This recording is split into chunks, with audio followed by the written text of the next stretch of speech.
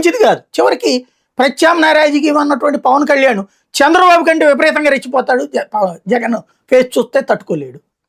ఇది పెద్ద ప్రమాదకరం. దానివల్ల ఏమవుతుందంటే ఇక్కడ కాన్ఫిడెన్స్ రాదు ఇండస్ట్రియలిస్టులకి. వీళ్ళకి ఇక్కడున్న రాజకీయ నాయకులు సవ్యంగా ఉంటే ఎవడైనా వస్తాడు, ఎవడైనా వస్తాడు. ముందు మీరు రావాలి, మీ వ్యాపారాలు ఇక్కడ పెట్టాలి. ఇప్పుడు వైసీపీ వాళ్ళకి సంబంధించిన ఇండస్ట్రీస్ వాళ్ళని వేధిస్తున్నారు, వైసీపీకి సంబంధించినటువంటి వాళ్ళ పేరు ఏమంటారు మైనింగ్ వాళ్ళని వేధిస్తున్నారు, మొదటిదాకా తెలుగుదేశం వాళ్ళు వీళ్ళు వేధించారు. ఇక్కడ ఎందుకు చేస్తారు వ్యాపారాలు?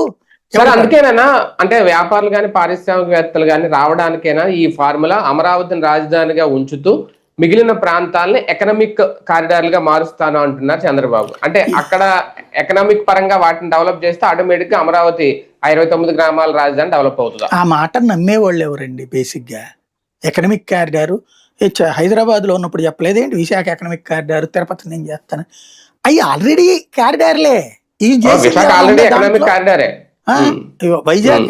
వైజాగ్ అనేది ఆంధ్రాలో ఎకనామిక్ కారిడార్ చంద్రబాబు చేసాడే ఏంది?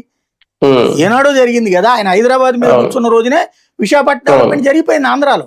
అదృష్టవశాత్తు తిరుపతి డెవలప్మెంట్ చంద్రబాబు నాయుడు ప్రారంభించలేదు.